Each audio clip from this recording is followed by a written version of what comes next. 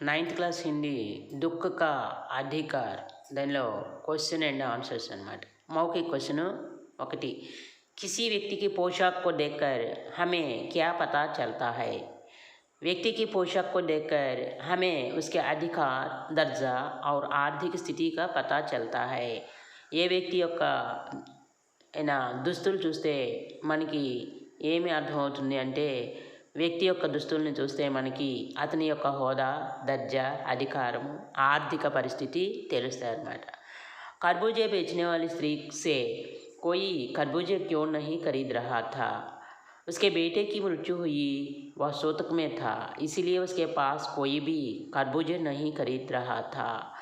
కర్బూజాలు అమ్మేటటువంటి స్త్రీ యొక్క కర్బూజాలని ఎవరు ఎందుకు కొనటం లేదు అంటే, ఆమె కొడుకు చనిపోయాడు, ఆవిడ సూతకంలో ఉంది కాబట్టి ఎవరు కూడా ఆవిడ దగ్గర కర్బూజాలు కొనటంలా. ఓ స్త్రీ को देखकर लेखक कैसा लगा? ఆ స్త్రీని చూస్తే మన లేఖకి ఏమనిపించింది? ఓ స్త్రీ को देखकर लेखक परेशान हुआ और लेखक के मन में दया उत्पन्न हुई. ఆ స్త్రీని చూసేటప్పటికి లేఖకు చాలా బాధపడ్డాడు, ఆవిడ ఎడల అతని మనసులో దయ కలిగింది. ఓ స్త్రీకి లड़के की मृत्यु का क्या कारण था? ఆమె కొడుకు చనిపోవడానికి కారణం ఏంటి? लड़का खरबूजा चुनते समय उसे सांप काटा, इसलिए उसकी मृत्यु हुई. ఆ పిల్లవాడు కర్బూజాలు కోసేటప్పుడు ఒక పాము కాటేయడం వలన చనిపోయాడు. बुढ़िया को कोई भी क्यों उधार नहीं देता? ఆవిడికి ఎవరు కూడా ఎందుకు అప్పు ఇవ్వట్లేదు? पैसे कमाने वाला बेटा मर गया, उसका उधार वापस आने की आशा नहीं, इसीलिए बुढ़िया को कोई भी उधार नहीं देता. డబ్బులు సంపాదించేటటువంటి కొడుకు మరణించాడు, వాళ్ళు ఇచ్చినటువంటి అప్పు తిరిగి వస్తుందన్న ఆశ వాళ్ళకి లేదు, అందుకనే ఆవిడకి ఎవరు కూడా అప్పు ఇవ్వడం లేదు. లిఖిత ప్రశ్న. మనిషి के जीवन में पोशाक का क्या महत्व है? మనిషి జీవితంలో దుస్తులకి ఏమి విలువ ఉంది? मनुष्य के जीवन में पोशाक का बड़ा महत्व है. पोशाक को देखकर मनुष्य के आर्थिक स्थिति को पहचान सकते हैं. वह गरीब या धनी, समाज में वह उन्नत स्थिति में या नीच स्थिति में आदि जान सकते हैं. మనిషి యొక్క దుస్తుల్ని చూస్తే దుస్తులకి చాలా విలువ ఉంది. అతని దుస్తులు చూస్తే మనిషి యొక్క ఆర్థిక స్థితి గుర్తించవచ్చు. అతడు పేదవాడా, ధనవంతుడా, సమాజంలో అతడు ఉన్నత స్థితిలో ఉన్నాడా, నీచ స్థితిలో ఉన్నాడా అనేది మనకి తెలుస్తుంది. పోషాక్ హమారే లియే కబ్ బంధన్ ఔర్ అడ్చన్ బన్ జాతీ హై. ఈ దుస్తులు మనకి మన జీవితంలో ఎప్పుడు ఆటంకాన్ని కలిగిస్తాయి. हम मूल्यवान पोशाक पहनकर किसी गरीबी या भिखारिनी के पास जाकर उसकी स्थिति पहचानने में बंधन और अड़चन बन जाती है. మనం విలువైనటువంటి దుస్తులను ధరించినప్పుడు ఏదైనా పేదవాళ్ళు, భిక్షగతులు వాళ్ళ దగ్గరికి వెళ్ళి వాళ్ళ యొక్క పరిస్థితిని అడగడానికి మనకి అవరోధంగా ఉంటాయి. లేఖకు ఉస్ స్త్రీకి రోనే కా కారణం క్యోం నహీ జాన్ పాయా. లేఖకు ఆ స్త్రీ ఏడుస్తుంది కదా, ఆవిడ ఎందుకు ఏడుస్తుంది అనే కారణాన్ని ఎందుకు తెలుసుకోలేకపోయాడు. స్త్రీ अपने बेटी की मृत्यु के कारण रो रही है.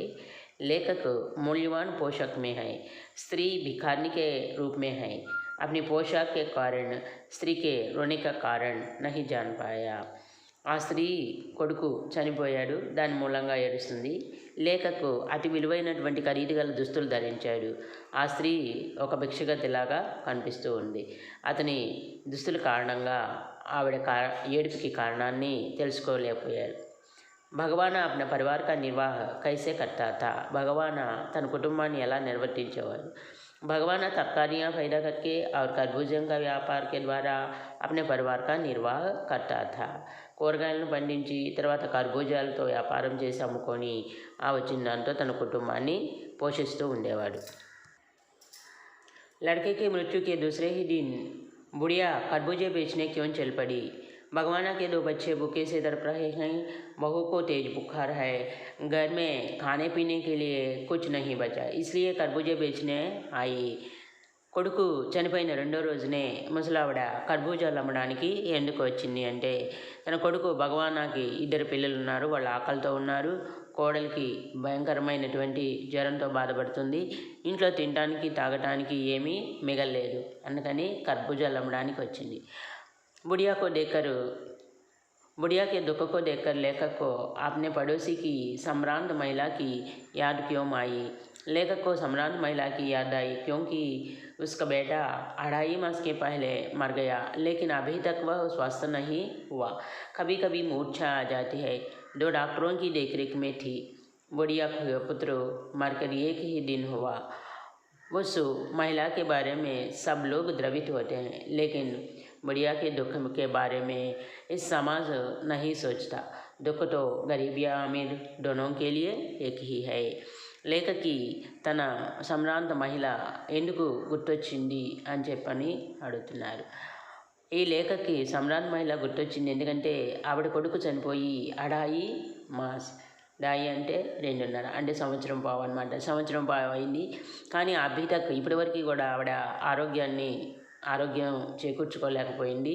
అప్పుడప్పుడు మూర్చొచ్చి పడిపోతుంది. 2 డాక్టర్లు ఆవిడ యొక్క సంరక్షణని చేస్తూ ఉన్నారు. కానీ ఈ ముసలావిడ కొడుకు చనిపోయి ఒక్కరోజే అయింది, కానీ ఈ మహిళ గురించి ఎవరూ పట్టించుకోవట్లేదు. అక్కడ ఆ మహిళ గురించి, ఆవిడ దుఃఖాన్ని గురించి సమాజం అంతా కూడా హృదయం కరిగిపోయేటట్టు విలిపిస్తున్నట్టు కనిపిస్తుంది. కానీ దుఃఖతో గరీబ్ యా అమీర్కు దోనోं के लिए एक ही है. కానీ బాధ అనేది పేదవాళ్ళైనా ధనవంతులైనా ఒకటే అన్నాడు. తర్వాత खावटलोई बाजार के लोग खरबूजे बेचने वाली स्त्री के बारे में क्या क्या कह रहे थे, अपने शब्दों में लिखिए. బజార్లో ఈ కర్బూజాలు అమ్మే స్త్రీ గురించి ఏమేమి అనుకుంటున్నారో రాయండి. एक आदमी घृणा से थूकते कहता है कि क्या जमाना है. जवान लड़के को मरे पूरा दिन नहीं बीती और वह बेहिया दुकान लगा के बैठी है. ఏ మనుషులో ఏమో అని ఒక వ్యక్తి అసహ్యంగా ఉమ్ముతూ అన్నాడనమాట. కొడుకు చనిపోయి ఒకరోజు కూడా కాలేదు, ఎవడు పెద్ద వ్యాపారం చేయడానికి వచ్చి షాప్ పెట్టి కూర్చుంది అని. कोई नीति के बारे में, कोई रोटी के बारे में, कोई ధర్మ के बारे में बुरा भला कहते हैं. కొంతమంది నీతి నియమాల గురించి, కొంతమంది ధర్మాన్ని గురించి, కొంతమంది తినే ఆహారాన్ని గురించి మాట్లాడుతూ ఇష్టం వచ్చినట్టు మాట్లాడటం మొదలుపెట్టారు. पास पड़ोसी की दुकानों से पूछने पर लेखक को क्या पता चला. దగ్గరున్నటువంటి దుకాణాల్లో అడగటం వలన లేఖకి ఏం తెలిసింది. लेखक को पता चला कि बुढ़िया के 23 वर्ष का लड़का सांप काटने से कल मर गया. वह बहुत गरीबी थी.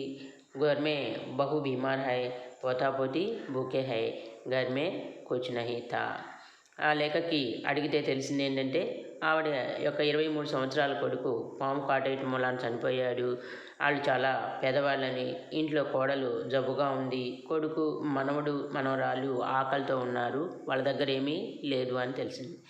లड़के को बचाने के लिए बुढ़िया ने क्या क्या उपाय किया. తన కొడుకును రక్షించడానికి ఆ ముసలామె ఏమేమి చేసింది. बुढ़िया ने ओझा से झाड़ना फूंकना, नागदेवी की पूजा के लिए दान दक्षिणा आदि उपाय किया, लेकिन बच्चा नहीं रहा. अंत में वह मर गया. ఈ ముసలావిడ మంత్రగాలని వాళ్ళని పిలిపించింది, చేయించాల్సినటువంటి కార్యక్రమాలు చేయించింది, నాగదేవుడికి పూజ చేసింది, ఆ పూజలో ఇవ్వాల్సిన దాన దక్షిణలన్నీ ఇచ్చింది. కానీ ఆ పిల్లవాడు బతకలేదు, చివరికి మరణించాడు. लेखक ने बुढ़िया के दुख का अंदाज़ा कैसे लगाया. లేఖకు ముసలావిడి యొక్క దుఃఖాన్ని ఎలా అంచనా వేశాడు. లేఖక్ घर के पड़ोसी सम्रांत महिला याद आई. ఈ లేఖకి తన పక్కన ఉన్నటువంటి सम्रांत महिला గుర్తొచ్చింది. పుత్ర వియోగ से वह 2.5 मास से अस्वस्थ थी. పుత్రుడు వియోగంతో ఆవిడ దాదాపు సంవత్సరం పావు నుండి అనారోగ్యంతో ఉంది. లేఖకు స్త్రీ को याद करके बुढ़िया के दुख का अंदाज़ा लगाया. మన లేఖకు ఆ స్త్రీని గుర్తు తెచ్చుకొని ఈ ముసలావిడి యొక్క దుఃఖాన్ని కూడా అంచనా వేశాడు. इस पाठ का शीर्षक दुख का अधिकार कहाँ तक सार्थक है स्पष्ट कीजिए. ఈ పాఠానికి దుఃఖ का अधिकार అని పేరు ఎంత మటుకి సమంజసము అన్నది. कहानी का शीर्षक दुख का अधिकार सार्थक है. यहाँ अमीर और गरीब 2 वर्ग हैं. यहाँ अमीर का दुख बड़ा चढ़ा कर दिखाया, गरीब का दुख नामो निशान न था, इसलिए शीर्षक सार्थक बन पड़ा है. ఈ కథలో మనకి ధనవంతులు పేదవాళ్ళు అనేటటువంటి 2 వర్గాలు ఉన్నాయి. ఇక్కడ ధనవంతుల దుఃఖాన్ని గొప్పగా చేసి చూపించారు, పేదవాడి యొక్క దుఃఖానికి రూపురేఖలే లేకుండా పోయినాయి. అందుకని ఈ కథకి దుఃఖ అధికారం అనేది చాలా కరెక్ట్ అయినటువంటి శీర్షిక అని చెప్పి చెప్పబడుతోంది. Thank you.